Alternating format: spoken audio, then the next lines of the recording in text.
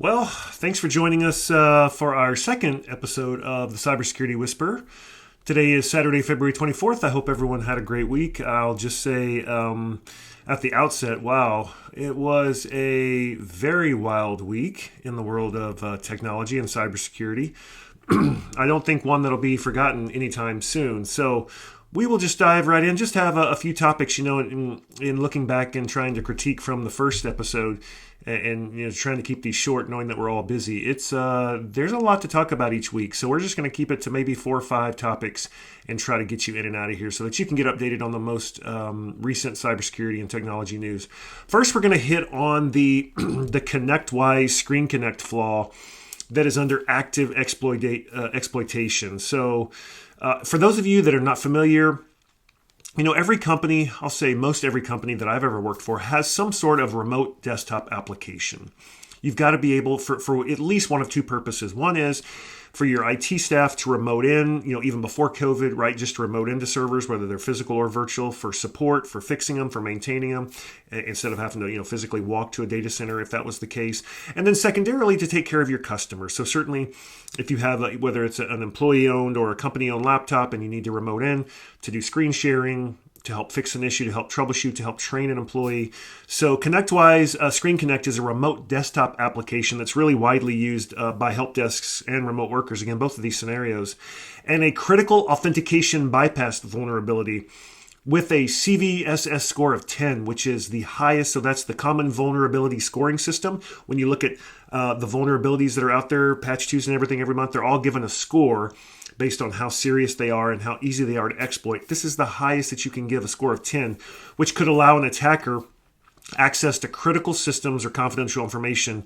And then it's got a second vulnerability in that same software that was disclosed that's a score of 8.4, and that's a path transversal vulnerability, and that could allow an attacker to execute remote code. And so these are both actively being exploited. If you check Shodan, which is just the the internet search engine for hardware that's constantly scanning the entire internet as often as it can, it shows that there are currently at least 9,000 active boxes across the internet that are vulnerable to this Screen Connect flaw. And unfortunately, none of us want to be in this situation, but United Healthcare purchased a company called Change Healthcare just recently, and a third of all pharmacy prescriptions in the United States go through Change Healthcare. And Change Healthcare did come out and say just within 24 hours or so of this being released, they weren't able to patch apparently, and they did get hit with it. They unplugged all of their servers from a ransomware perspective, and so now pharmacies are having problems filling prescriptions. So it's definitely having a widespread impact in terms of the industry. So if you've got ConnectWise and it's on-prem, you've got to patch this immediately and to remediate it. Moving on to Apple, Apple has started to be attacked much more frequently, or I don't know which, or they're doing less quality assurance potentially on their releases. Just, I'm not sure, trying to introduce new features, or I would say keep up with the competition. But I mean, yes, there are certainly Android and Google phones, but I would say from a market share, I don't have the stats in front of me. Apple certainly, I would think, has a larger market share. Apple did release yet another patch this week that impacts Apple Shortcuts application. I don't know about you. I mean, again, I'm probably not, or I am not a power user of my phone. I use it for pretty basic, texting and calendar and email. But if you use the Apple Shortcuts, and Apple Shortcuts is an automation application for, I would say, Apple Power users that are looking to create personalized workflows to streamline your daily tasks. And this bug allows access to sensitive data without popping up and prompting the user. And so it'll allow these attackers to remotely access sensitive data on Apple devices, again, without your permission. The bug also impacts, Mac OS if you're running anything prior to Sonoma 14.3, iOS on your phones if you're running anything before 17.3, and on your iPad anything before 17.3 as well.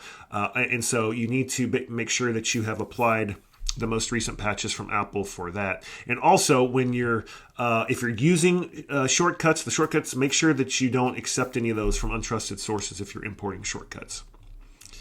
Now, to get on to the one that maybe we should have started with, I don't know, in order of personal impact, the AT&T outage, and it was, if I'm not mistaken, it was all networks, AT&T, Verizon, and T-Mobile, all major networks. But for sure, AT&T, I was personally impacted as well.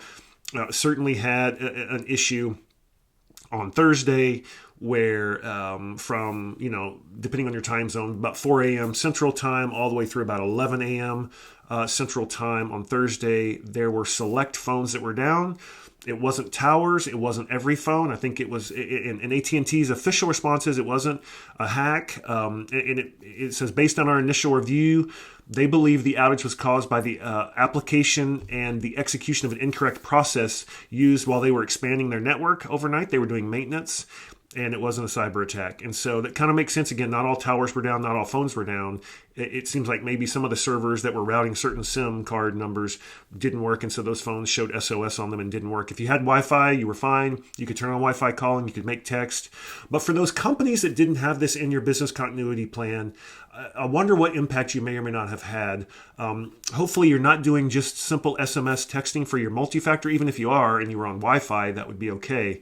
Certainly most of the two-factor authentication applications such as Google Authenticator or Google Authenticator, Microsoft Authenticator, Authy, Okta, they have these 6-digit rolling codes that are available offline as well. So even if your phone can't connect to the internet, you can still enter the 6-digit code. So you shouldn't have had any impact unless you use your mobile phone for other things that you were unable to access, or if you wanted to communicate out to the users that you were having that outage and they didn't have Wi-Fi at their house for some reason, that could be a challenge. So be curious what you're doing for your BCP plan if mobile device communication is essential for you.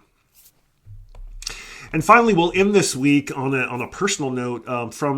There's been 9 burglaries in Minnesota that where the bad guys have brought with them Wi-Fi jammers. And so, you can only imagine, this is just coming full circle. I was visiting with a friend this week about, talking about when you had phone lines, because of the AT&T outage, I had someone who had reached out, who they have an alarm system in their house. It was armed. And then at 4 a.m. or so, it started beeping like a fire alarm when the fire alarm battery is going out. And they're like, what is this beeping? And it was because the alarm system couldn't reach out from a cellular backup perspective to communicate with the alarm monitoring company because the AT&T service was down, and they couldn't get to the device to turn it off because, again, the AT&T was down, so it just continued to beep all night.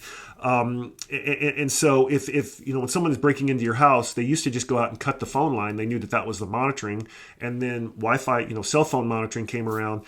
But this is more of Wi-Fi jamming to knock out your cameras. So almost all of us have at least one, doorbell camera, if not multiple cameras around the outside of our house and the driveway and other places.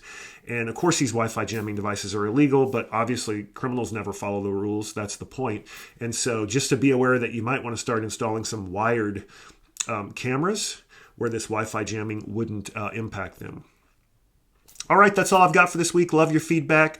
Again, be sure you like and follow our channel and reach out on social media. Happy to answer any of your questions or if you have any ideas for future shows. Have a great week. Bye-bye.